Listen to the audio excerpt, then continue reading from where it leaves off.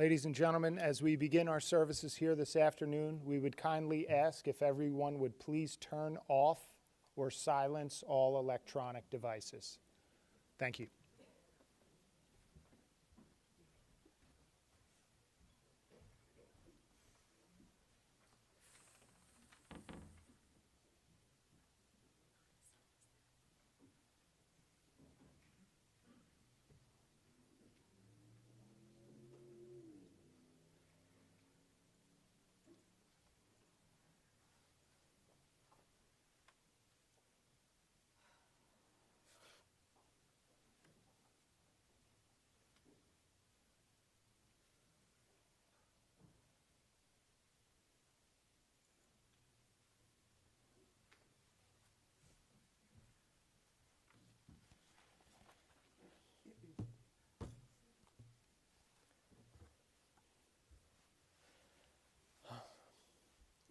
Good afternoon, everyone, and thank you for being here. I'm Rabbi David Englander, and together with our Chazan, Elisa Pomerantz-Boro, who represent the Congregation Bethel community, standing with this beautiful family in this moment of unimaginable loss. This is a full chapel that really does represent what I hope will be able to be absorbed over the course of the next short window of time, which is that a family should feel truly supported, embraced, loved by so many who are not just here today, but who will continue to be here for and with you. We are reliant on our Jewish tradition of which, of course, Bill was always a part, to guide us, and to elevate our celebratory moments, and to give us some words to say when words fail. And we will turn to our tradition for some guidance in these difficult moments as well. We also have the opportunity to hear some memories and reflections from a few people who are among those who knew and loved Bill Fox so very much. And I want to be, really clear as well that we would probably rather be anywhere but here. Rather be facing anything but what we're facing today. And we come at this moment with great humility. All of us do. All of us do, because we don't know exactly what to say, and yet we know that we must say something. We know that no words will be sufficient, and yet it is words through which we express some aspects of our ability to offer some comfort. Chazan's going to sing Psalm 23. And in reflecting on Psalm 23, there is a phrase that is translated in the English, as you hear in a little bit, as the still waters, the Mei Menuchot. But Menuchot doesn't mean still. Menuchot means the waters of comfort. What are waters of comfort? Right, when we're surrounded by that which offers us some ability to connect, some ability to comfort, we know that we've reached a place where we can just about barely see the way forward. And from this full chapel to the liturgy that we connect to all those who are prepared to stand by and to stand with you today and into the days to come, we pray that you will begin to feel the effects of those Mei Menuchot, of those waters and those feelings, those words, those embraces of comfort. It's soon for that now, but it is something that is no doubt on the horizon, in part because of the beautiful and the meaningful life that Bill Fox led and the legacy that he now leaves you. Psalm 23.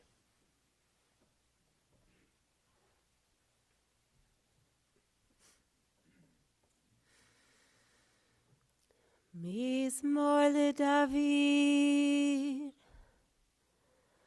Adonai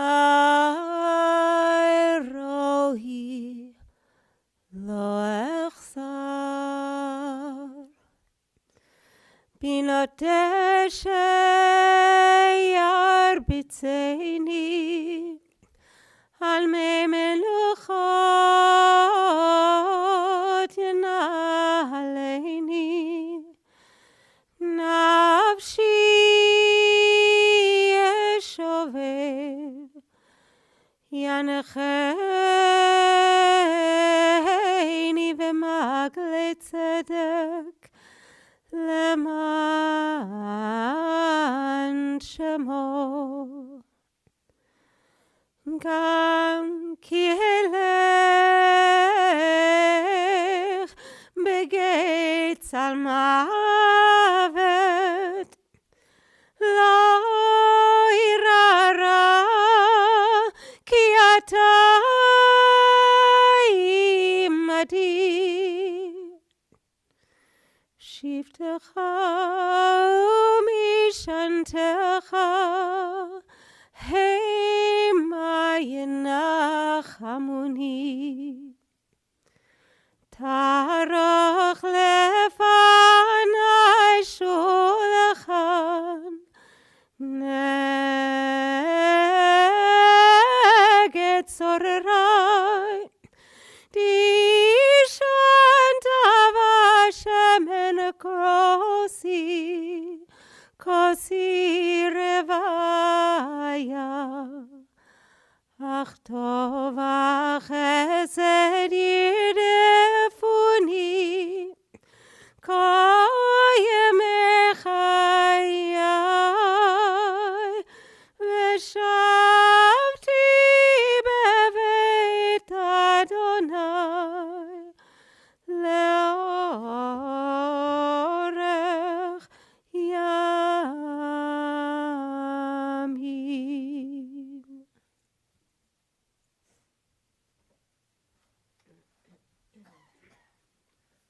Psalm of David, the Lord is my shepherd, I shall not want. God makes me to lie down in green pastures. He leads me beside the still waters and restores my soul. God guides me in straight paths for his own name's sake. Yea, though I walk through the valley of the shadow of death, I will fear no evil, for you are with me. Your rod and your staff, they comfort me. You prepare a table before me in the presence of my enemies. You have anointed my head with oil, my cup runs over. Surely goodness and mercy shall follow me all the days of my life, and I shall dwell in the house of the Lord forever.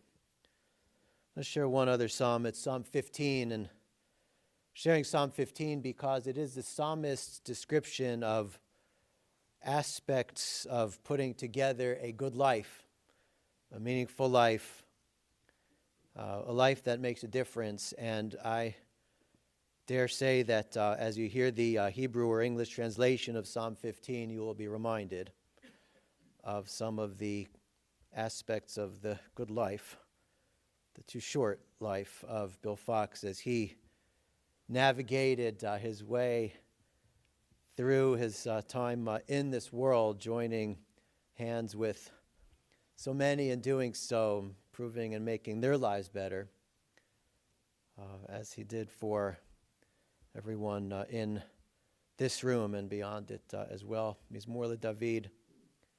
Adonai mi yagor bo'alecha mi yushkon bar kadshecha olech tamim ufod tzedek v'dover emet b'ovavo lo ragal al lishono lo asal re'eu ra'a v'cherpa lo nasal krovo nivze be'inav nim'as ve'et yirei Adonai chabed nishba al harav lo yamir kaspo lo natan b'neshef v'shochad al nakilo lakach o se'ele Lo yimot le'olam, a Psalm of David. Do we deserve to enter God's sanctuary? Can we merit a place in the presence of God? Live with integrity, do what is right, speak the truth without deceit, have no slander upon your tongue, do no evil to others, do not mistreat your neighbor, spurn a contemptible person, but honor those who revere Adonai. Never retract a promise once you make it, even if that might bring you harm. Practice all of your business fairly. Accept no bribe against the innocent. Make these deeds your own. Then shall you stand firm forever.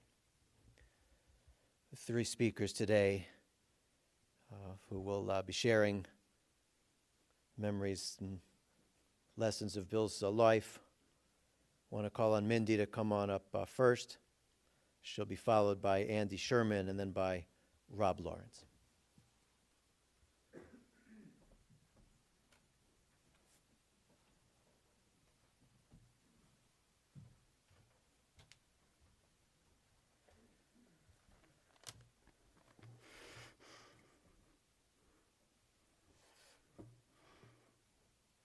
Good afternoon. I'm Mindy, Missy's sister, and Bill's sister-in-law. Today we gather here with heavy hearts to remember Bill, a man who brought so much love and joy into our lives. I first met Bill 22 years ago down the shore on my 30th birthday. Missy had just introduced us, and I instantly knew that he was the one for my sister, and he was destined to become part of our family.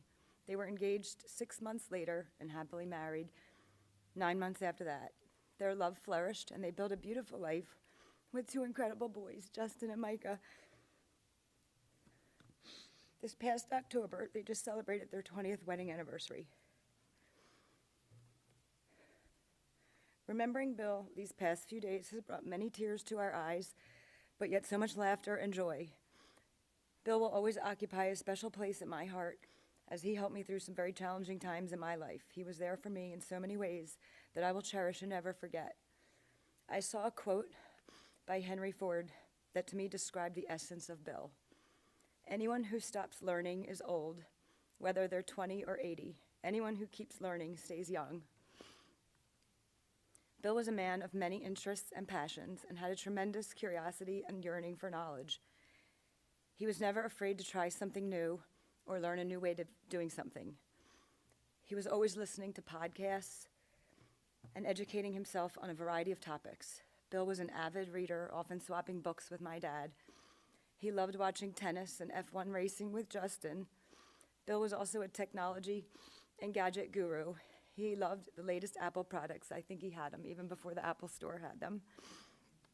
Bill loved music, and he had an eclectic taste that was a bridge to bonding with his children as well as Missy, each in a different way. For Justin, it was classical music, but with Micah, it was their love for rap. However, Micah reminded us this week when the rabbi was over that he would never step foot in a Drake concert. He and Missy would listen to music in the car, and he would often quiz her on the artist or ask her to finish the lyric. She would take so much pleasure in telling us when she got it right.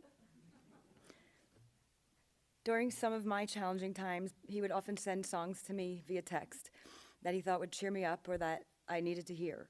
One of my very favorite that he sent to me was John Mayer's version of Ain't No Sunshine. Music was a thread that connected him to so many of his relationships. An artist at heart, Bill enjoyed drawing with his boys when they were younger. He loved drawing animated characters with them, especially from one of Micah's TV shows, Anime, when he was little. He often embraced the love for fitness, maintaining a commitment to physical and emotional well-being.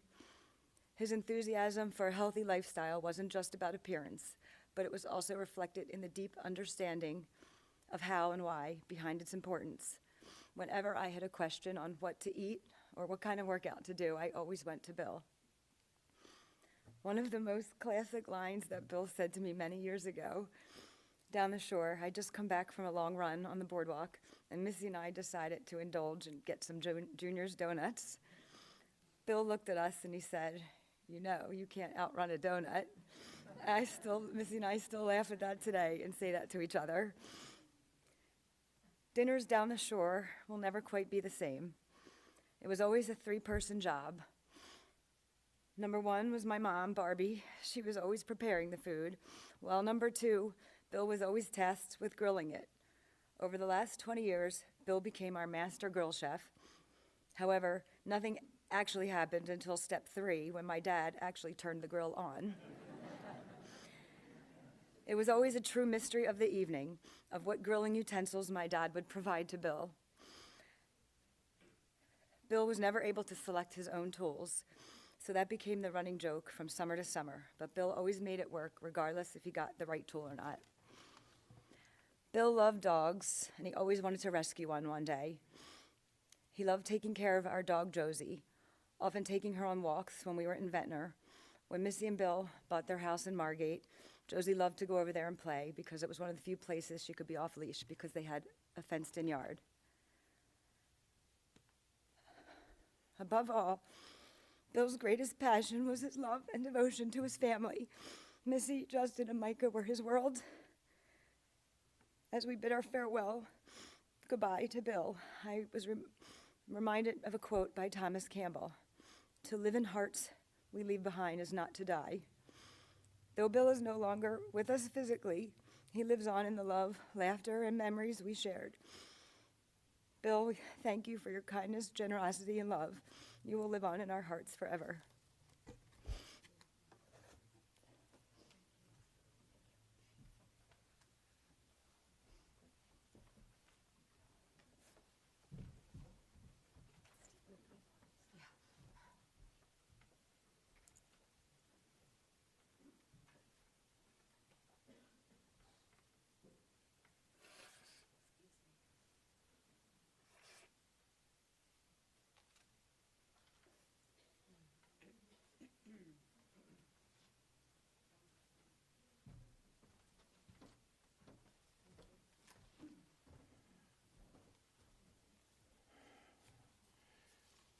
Mindy and I didn't coordinate our comments, but you'll see some definite overlap. It's hard to find exactly the right words to summarize over 50 years of friendship, so I just want to thank the Rabbi and Missy for the 45 minutes that you've allocated to me. You know, Bill did a lot of public speaking later in life, as do I, and I know he would appreciate the total sellout and full room that is here. If it's okay with all of you, I'm going to address my comments primarily to Micah and Justin. And I'm going to do that because, number one, they didn't know Bill when Bill was their age, and I'm going to provide as much insight as I can, within reason, to what your dad was like when he was your age. And also because, like you, Bill lost his dad way too soon. And I know that every time he could get just a snippet of information about what his dad's youth was like, he really appreciated it. So first, your dad was the epitome of cool. Now, I know no son thinks their dad is cool, okay? But I want to deal with the elephant in the room. The elephant in the room is that Bill was cool because Paula was cool. Paula was the epitome of cool. It was easy for Bill to be the coolest person when he's got the coolest mom. I mean, no other 15-year-old at our age could visit their friend's house and hear Grace Jones cranked up at the top of volume with the speakers to justify Grace's music and the bass. I mean, I can still hear the bass at the top of that hill. You know, being the best friend of someone who's super cool is hard. You know that no matter how cool you become, he's going to be just a little bit cooler. Second, your dad was good at almost everything he tried. It was an uncanny ability. He would say, you know, I think I'm going to learn tennis. And then within 6 months, he's like the best at tennis. Also very frustrating as best friend because he just picked up things very quickly. And it was an amazing trait that he had. It was really uncanny. And then what was interesting is when he mastered it, he sometimes would lose interest in it. You know, it was like, check, I've done that. I've mastered that thing, and I'm now going to go on to the next thing. The third one I almost didn't share, and I went ahead and I'm gonna share this, but your dad was a ladies' man. Now, this is pre-Missy, of course. But not just a ladies' man in the way that all of you are probably conjuring up in your head. We had multiple crappy apartments together, one in Baltimore on Milford Mill Road. And I come home one day, and on this really bad coffee table, it was like a piece of plywood sitting on cinder block, is Glamour magazine and Cosmopolitan. And I'm like, Bill, what are these magazines doing in our apartment? And he said, you know, Andrew, if you really want to understand women, you have to read what they're reading. And he was reading a lot of philosophy at the time, and he said, seek first to understand if you want to be understood. and it was pretty deep. I still never read a Cosmo cover to cover, but I did read a few of the articles.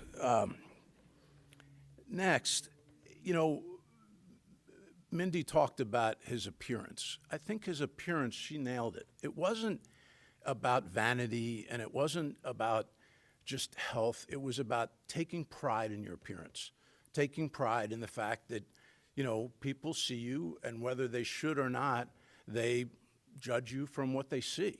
And your dad had a lot of pride in how he appeared to others. He was always very well dressed. He never developed a dad bod, which I've mastered. I mean, you know, he may have been in shape, but I have the dad bod. He would also just, you know, be very careful. We were 16, 17 years old. We were dirt broke. I mean, dirt broke. And your dad would save up for like the $100 white shirt, while I'd go to Costco and get 4 white shirts for like $8. And, you know, it meant a lot to him to have just the right shirt, just the right pair of shoes. There was a theme in his life, I believe, that was about quality over quantity. You know, I think he'd rather have better, fewer things than lots of things that were meaningless. And I do think that he also learned that from his mom. I'm going to give you a lot of credit here, Paula, so I hope you don't mind. Bring it on. All right, she said bring it on. Empathy was another trait of Bill's. You heard it from the rabbi, you heard it from Mindy. He was good at walking in the shoes of others. We didn't have a lot when we were your all's age, and we didn't have a lot till, frankly, much, much later in life in terms of material things. And you have a lot more empathy, and it's easier to show empathy when you yourself had to overcome a lot of challenges in your life. One of the things that we promised each other at, 16, 17 years old, is that whatever we ended up doing, we would be the best at it. We would be respected thought leaders. You know, Bill traveled all over the world to give speeches and write articles and blogs and podcasts and, you know, all these things designed to be the best at the niche that he was in. And we both fulfilled that promise. We wanted to be whatever the two of you choose to do, you know, to try and be the best at it and to be respected by your peers. I know how much that meant to him, and I think that's a path that's definitely worth following. Mindy already expressed Bill's student of life trait, his passion for reading, his passion for music, his passion for knowledge. It never stopped. It's probably continuing now. He's probably somewhere reading a book or listening to a podcast, and being that student of life, always being hungry for knowledge, never being satisfied with how much you know or what you know or who you know. That was something that we both shared, something that continued always. And also, and almost last, don't worry, I won't take all 45 minutes, but I do appreciate you allocating it to me. Bill was a very good and loyal friend. Now, today's turnout may run contrary to this, but I think, again, there was some feeling of quality over quantity. You know, we didn't talk as much as I wished we had in the last 10 or 15 years, but I never felt if there was something I needed or something he needed, I knew that we would be there for each other. And of course now, my heart is heavy in not staying as in close touch as I would like to. And last, when we were 13 and 16, we listened to a lot of reggae music. I mean, a lot of reggae music. And our favorite artist, who also passed too soon, was Bob Marley. And I was trying to find, like Mindy did, some song lyric that would summarize how I felt about today and how I hope all of you feel. And sometimes when things weren't going as well as we would like, he would turn to me and say, well, what would Bob say? In a really bad Jamaican accent. And I would respond in an equally bad Jamaican accent. And he would say, Mom, you've got to lively up yourself. You got to lively up yourself and don't be no drag. You've got to lively up yourself because I said so. So I'd like to think that Bill is with us right now and that he wants us all to lively up ourselves, to celebrate his life, to celebrate his amazing and beautiful family. And that's what I think he would want. So I thank you all for being here. I thank you for the time that you've given me. Rest in peace, my brother, and come visit us regularly with that wink and the smile. Thank you.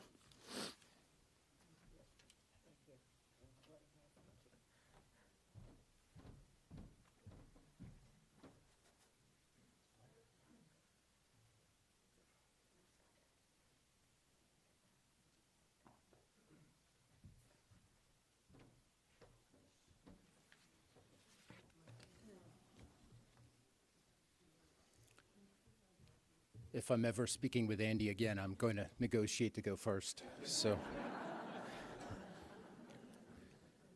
according to some recent research, the average American today has 3 to 5 close friends. And if you had asked me a couple of weeks ago how many close friends I had, I would have said 3. Now, sadly, I would have to say I just have 2. I met Bill in 2002 at a gym in Philadelphia called Maxercise. And he had worked out there for a number of years with the founders, Steve and D.C. Maxwell. And I knew Steve from the national kettlebell scene, which was just taking off at that time. So one day I was working out up there with Steve, and Bill came in. And I think Steve always loved introducing people. He would sort of like build each person up to the other, right? So he told me that Bill was a lawyer who studied Brazilian Jiu-Jitsu, and he told Bill I was a management consultant who lifted kettlebells, and introduced me. So I just talked to Bill for a minute. I said, you should lift kettlebells too. And he just said, yeah. He just said, yeah, that was it. He just said, yeah. And we did a workout with Steve.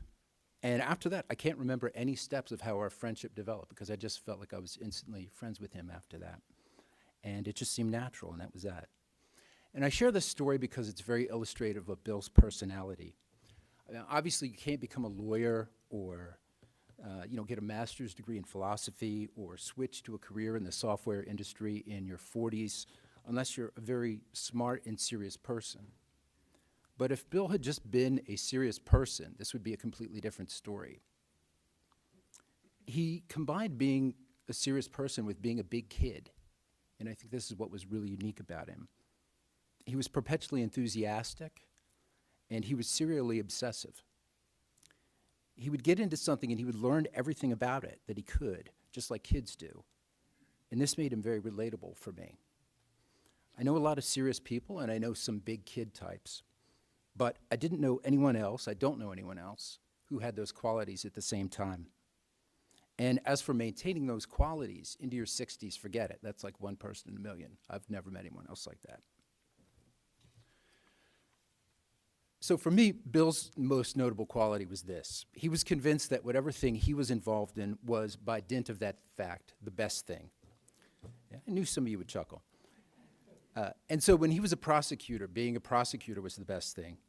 When he was doing jiu-jitsu, jiu-jitsu was the best thing. Kettlebells were the best thing. And of course, all far more important than any of that, his wife Missy was the best thing. His sons Justin and Mike were the best thing. It's funny, we all know people who make statements like this, but I usually feel like they're trying to convince themselves, trying to, trot out some greeting card rhetoric to convince themselves, because under the surface they have doubts. But this was not the case with Bill. He was never trying to convince himself of anything. He meant everything he said with complete conviction. There were some times in my life when I was personally struggling, and he would start telling me how some new thing he was involved in was, surprise, the greatest thing ever. I would manage a weak smile and quiet protest. But eventually I changed, and my view of his enthusiasm changed as well. I realized that his enthusiasm was what made his belief true. And more importantly, I realized that only this type of enthusiasm can make a belief like that true. These aren't two separate phenomena. The belief that you're involved in the greatest thing is what makes it the greatest thing. It's on you. Again, I have to emphasize, though, if Bill had just been some Pollyanna individual, we wouldn't have been close friends. If you know me, that's not my personality at all. I just wouldn't have taken him seriously. I believe Bill was an example of what the philosopher William James called the twice born. James used this term to refer to people who had gotten a good look at evil, at disappointment, even at rottenness, but had emerged out the other side with a deep and abiding optimism. And I view that type of optimism as the only valid kind. Optimism that can't survive turmoil and tragedy is not the real thing, and Bill had real optimism. For such an optimist, Bill read a lot of dark books. You heard Andy mention some of that. From existential philosophy to Cormac McCarthy novels to all types of stuff. Just a year ago, he told me to read a book that was called When We Cease to Understand the World, a series of fictionalized stories about real-life scientists, all of whom had made discoveries that ended up having ironic and negative consequences. And I was in kind of a dark mood when he recommended the book, so I read it out by the pool in hopes of trying to stay in a good mood. And I remember when I finished the last chapter, I jumped in the pool and I just kind of sank to the bottom of the pool and tried to clear my head. But Bill read the book first, and I would imagine that when he finished it, the same day he probably did a workout and he closed a software sale and took Missy out to dinner and had a laugh with Justin, Micah, etc., because he could just be those things at the same time. I had only one challenge in preparing these remarks. It was that I have too many memories of Bill to select from. The extroverts here might find this a little strange, but a lot of those memories for me involve texts that he sent me to tell me how great Justin was doing in cross country or tennis, what Micah had done in a basketball game, how Missy was hitting the treadmill 4 days a week, a track by Pat Metheny I should listen to, an Instagram reel of some guy doing 40 pull-ups in a row. Always making me feel weak, you know. Bill and I did see each other fairly often, but we had this sort of text communication far more often than that, often several times a week. And they were a product of that optimism and that serial enthusiasm that I referred to, and they always brightened my week. So it's on this theme of optimism that I want to close. It's a cliche to say of someone who has passed that they would want us to carry on, etc. Of course. I mean, it's not even worth saying. But I think this understates the case for Bill.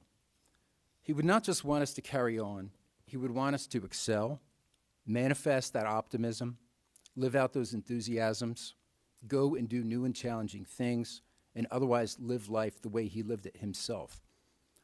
I don't want to understate what a terrible week this has been. For me, this has been as bad and disturbing as anything I can remember for me.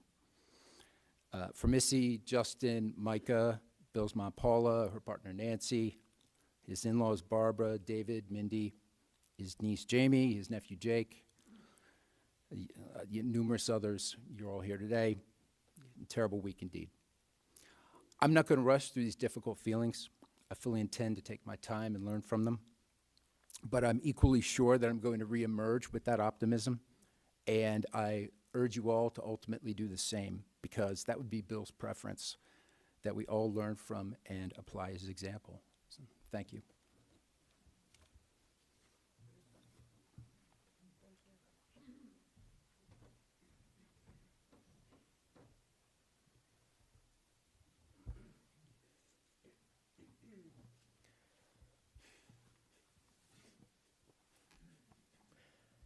Thank you very much to Mindy and to Andy and to Rob for sharing so profoundly and so beautifully as you reflect and absorb and hope to teach us all something of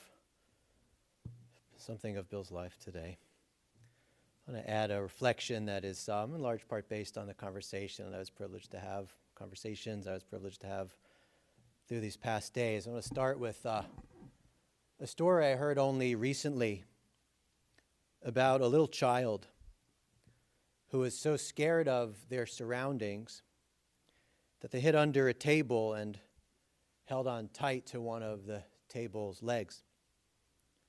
Someone saw this and got down on the floor and crawled under the table and held on to the child who was holding on to the table leg. The story was told by a rabbi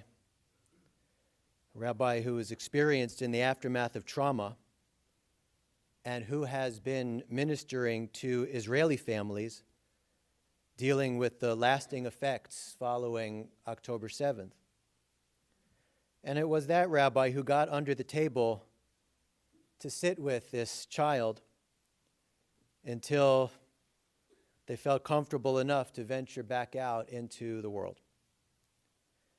And the rabbi said, this is what we can do for others who have experienced hardship and loss. To be with them, surround them with community and with love, so that when they are ready, they can start to step forward once again into life. I think everyone together in this room, and many not able to be here in person today, would be more than willing to follow this example, whether actually or metaphorically, for this family as they go through this unimaginably difficult moment, adjusting to this new reality following the sudden and by any measure untimely death of Bill Fox. But here's the thing. If you did get under the table, and if we did join you there, we could imagine Bill walking by and saying, "What are you doing under there?" That is not where life happens. Move forward, live fully, embrace your opportunities, live out every day with purpose.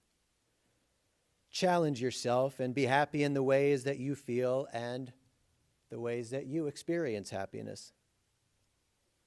Well, we have to admit that our happiness may be on pause as we mourn with you, but Bill's message, lived out by him in a distinguished, highly admirable, and memorable way, is for sure also resonating even in the depths of sadness following his loss from our world.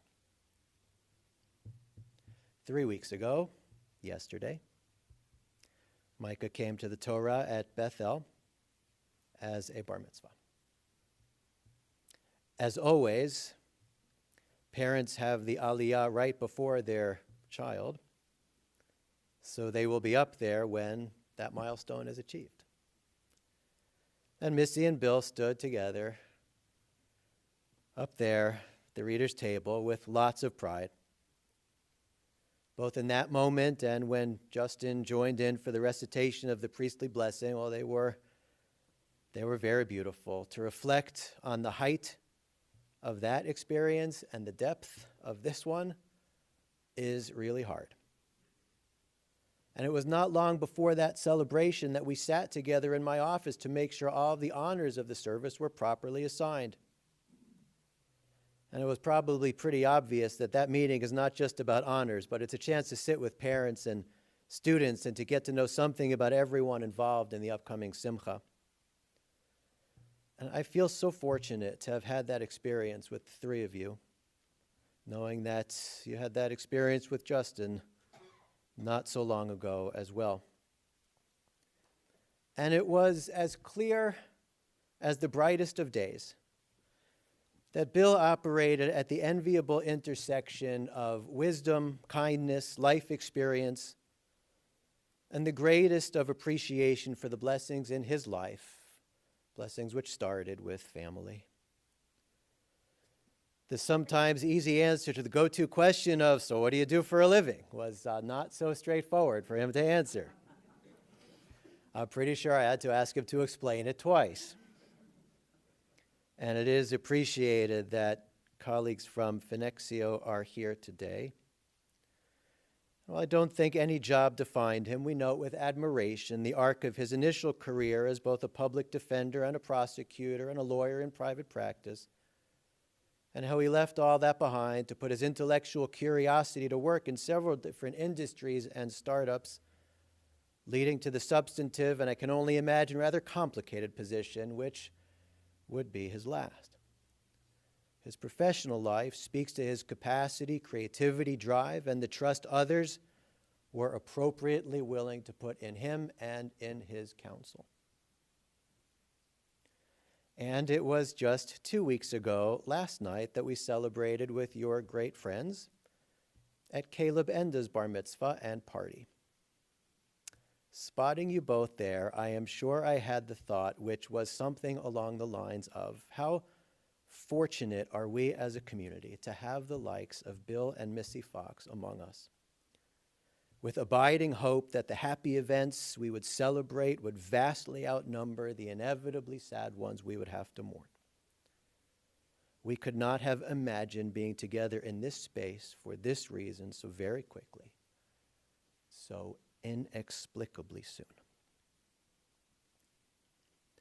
Well, among what you shared in a very meaningful conversation about Bill's life included, indeed, that early passion and expertise in tennis, which he played, including at the University of Maryland and taught as well.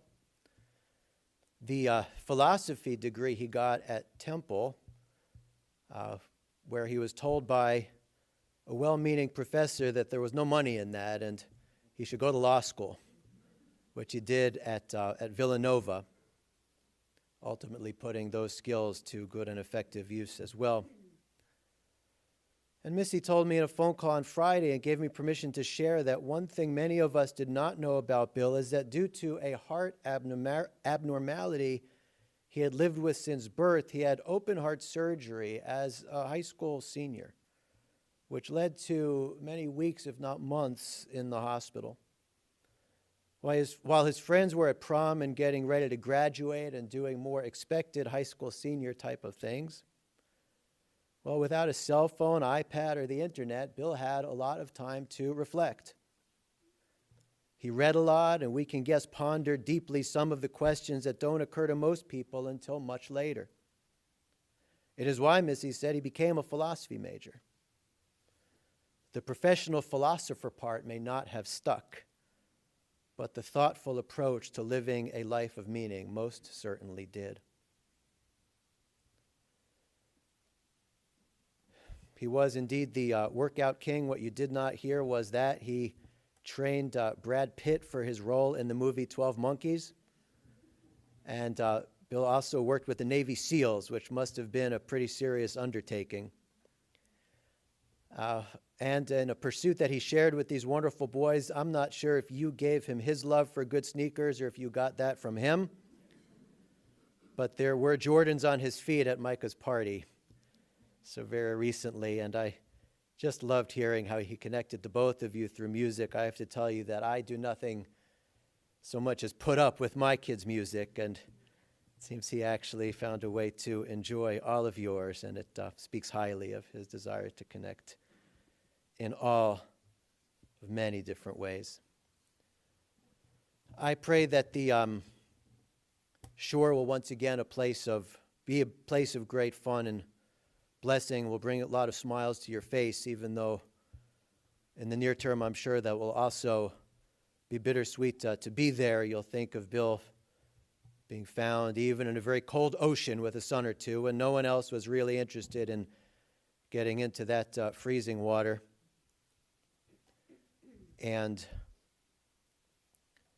I know that all of the different triggers to memory will, for a time, be difficult to experience, and also these precious memories will be among the greatest things that you all carry with you as you live out your good and your meaningful lives. I want to say also that Bill grew up in Bala-Cynwyd, and as you heard, lost his father to cancer when his dad was just 10 years old, and that mentioning that really gives us a moment to recognize and affirm how we stand today with Paula, and no words could capture the depths of pain of a parent losing a child. I pray that you know that you're not alone and that you're surrounded by support in all ways that can be offered to you. And given Bill's propensity for innovation, and another word that kept coming up while seeking to describe a beautiful, accomplished, and yet all too short life, that word being optimization, it was not entirely surprising that it was a foray onto the early version of the JDate website that blessedly brought Bill and Missy together. And that would lead to a life in Center City, Philadelphia before, and to Bill's short-term concern, moving across the river to South Jersey, which turned out to be a place where wonderful friends would be made, where community would be found, and where a family was and is being raised. I would like to think that he found what I and many others have found, which is that Jersey gets a bad rap that it does not deserve. Well, not entirely anyway. Judaism was an important part of Bill's identity, and notwithstanding his spot-on impression of an old Jewish man placing a complicated order for lunch at Flakowitz, that's a reference for the Floridians among us, holiday celebrations, life cycle events, and involvement with the Jewish community, including by way of synagogue connection, were foundational to Bill's life. And it's in that spirit that I want to quote a ritual from days long ago. On a certain holiday of the Jewish year, the high priest would be called upon to read from the Torah. Read the part that described that holiday's observance. And instead of reading the whole section, he would read part of it and then say, "More than I have read before you is written here." So too is there more to say about this good man, who was interested in so many diverse topics and delved so deeply into many of them, who sought to make the most of each of his days, and in doing so inspired others to seek to make the most of theirs. The more than is written or said here is an invitation to each of you at some point later today, but not only today, to share with this family how Bill inspired you and what you will remember about him. Memories are the precious jewels that will be appreciated and valued so much by this very sad but also very strong family. We all pray that you will know that you are embraced and cared for, and that it is true. While some part of Bill is truly gone from this world, his love and the positive impact he made in his 63 years without any doubt lives on, including in and through you. So we extend our deepest and heartfelt condolences to you, Missy. Your 20 years of marriage carry with them so much love, learning, and growing together, and your community of wonderful friends stands with you today and will always. To these incredible boys, to Justin and Micah, there is so much that can, and I'm sure does, feel unfair and undeserved. And I have to tell you, we would all agree with you on that. The only thing that I could promise you is that you are loved and you are embraced, that the love your dad has for you is not something that ever disappears from this world. And your sense that he would want more than anything else for you to grow to be the best versions of yourselves is absolutely and entirely accurate. You will make him proud in many ways. In the coming days, most of all, by sticking together, by loving and being loved, and when the time is right and the appropriately shed tears have become less frequent, to do what you can hear him telling you to do, which is to keep moving forward. In addition to Paula and Nancy, we also extend the condolences of our community to Barbara and David, Mindy, Jake and Jamie, and to all of Bill's other relatives, friends, and colleagues. Once again, turning to our tradition, we say, Tehei nishmat Tzura b'tzura chayim. May Bill Fox's soul be bound up in the bond of eternal life. May he rest in peace, and let us say, Amen. Before we turn to the concluding prayers of this service, let me remind you that Shiva will take place today at the Fox home on Kimberly Court in Voorhees, beginning following the conclusion of this service here, and there'll also be a service, brief ritual worship service in the home at 5 o'clock p.m. At this time for the Amale Memorial Prayer, where we invoke Bill's Hebrew name and the names of his parents, linking generations one to the next, as we'll always seek to link to those who paved the path for us so that we might wisely follow the good examples of those who so positively affected our lives. I'm going to ask you to please rise in body or spirit as our Chazan will chant the Amale.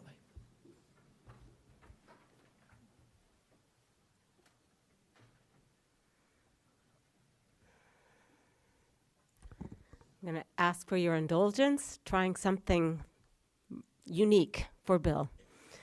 Ay, ay, ay, ay, ay, ay, ay. Ay, ay, ay, ay, ay, ay, ay, everybody. Ay, ay, ay, ay, ay, ay, ay. Ay, ay, ay, ay, ay, ay, ay. If you guys don't know that yet, you're going to have to learn some Bob Marley. El Malay Rachamim, Shochen Bamromim. El Malay Rachamim, Shochen Bamromim. Everybody sing with ay, ay, ay, ay, ay, ay, ay. Ay, ay, ay, ay. One more time. Ay, ay, ay. Ay, ay, ay, ay. Amale rachamim shochen b'meromim. Hametzeh menucha nechona tachar kanfei השכינה במעלות קדושים וטהורים כזוהר הרקיע מזהירים את נשמת מלך בן ג'ולס ופרלה שהלך לעולמו בגן עדן תהא מנוחתו. אהל הבעל הרחמים הסתירהו בסתר כנפיך לעולמים וצרור בצרור החיים את נשמתו. אדוני הוא נחלתו וינוח בשלום משכבו ונאמר Amen. Exalted, compassionate God, grant infinite rest in your sheltering presence among the holy and pure to the soul of Melech ben Jules Viperla, William Bill Fox. He's gone to his eternal home, merciful one. We ask that our loved one find perfect peace in your eternal embrace. May his soul be bound up in the bond of life. May he rest in peace, and let us say, Amen. Families holding these white memorial books, you can find the Mourner's Kaddish on page 20 and on page 21. Missy and Justin and Micah and Paula invited to join as mourners in the Mourner's Kaddish. As I often say, many mourn Bill's passing, and these are the mourners that are designated by our tradition to be comforted and connected with it to everybody who will embrace them, and also who are given the invitation to join words that have served as a source of comfort to many generations. Once again, circling back to where we started, giving us something to say when we don't know exactly what to say. The mourners can join in the Mourner's Kaddish. We won't stop anybody else from joining these familiar words as well. Once again, page 20 or 21. Yitgadal ve'yitkadash shemei rabbah be'alma divra chirute ve'amlich malchute b'chayechon uv'yomechon uv'chaye dechol beit Yisrael ba'agala uv'izman kariv ve'imru amen. Yehi shmei rabbah mevorach le'olam u'la'omei almaya Yitbarach v'yishtabach v'yitpa'ar v'yitromam v'yitnaseh v'yitadar v'yitalev v'yithalal shemei dekudesha baricho le'ela min kol birchata v'shirata tushbechata v'nechemata da'amiran be'alma v'imru amen. Yehi shlama rabba min shemaya V'chaim aleinu v'al kol Yisrael v'imiru amen. Oseh shalom imromav hu yaseh shalom aleinu v'al kol Yisrael v'imiru amen. To the mourners we say Makom yinachem etchem b'toch shravei Tzion v'Yerushalayim. We pray that God will give you comfort from wherever it may be found, together with all those who mourn in Zion and Jerusalem. I'm going to ask everyone to be seated, please.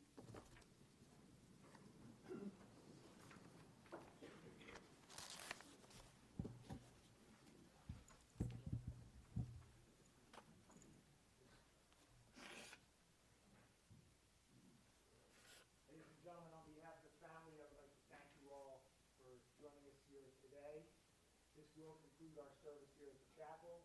The families will be receiving guests back